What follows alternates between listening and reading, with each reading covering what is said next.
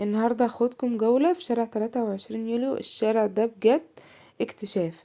بس بالنسبة للأسعار، الأسعار بتاعته مش قد كده، ان الحاجات بتبقى خامتها نظيفة جدا، مش بيجيبوا اي خامة.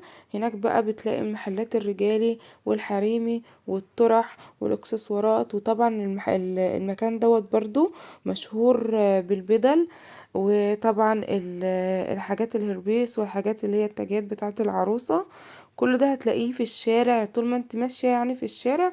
والحزمة زي ما انتوا شايفين يعني، كل حاجة هتلاقي يعني ايه.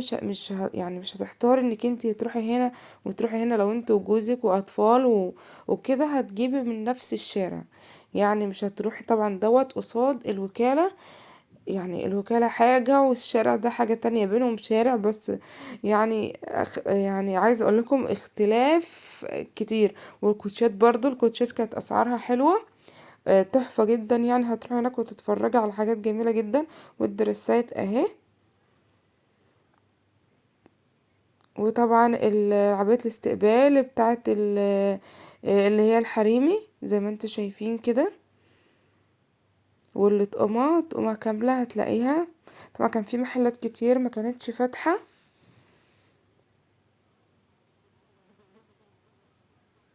يعني شارع كامل هتلاقي فيه. انا كمان ما صورتش باقي الشارع. الشارع ده فيه كل حاجة. شايفين طبعا اللبس.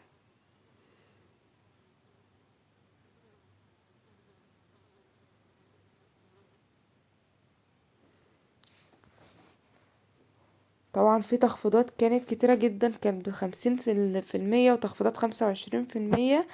يعني تخفيضات كانت جميلة. يعني والكوتشات، يعني كوتش الأطفال هناك كان من 200 جنيه لحد 400 جنيه. في أي حتة شعبية هتلاقي الكوتشات أسعارها كده. وبرضو الفساتين كانت برضو أسعارها 400 جنيه 500 جنيه. يعني هناك كانوا بيقولوا إن الشارع دوت غالي جدا جدا. أنا لما روحت لقيت الأسعار يعني متوسطة، مش غالية قوي. طبعا برضو الشارع كله شايفين الكوتشات عاملة ازاي، شياكة يعني.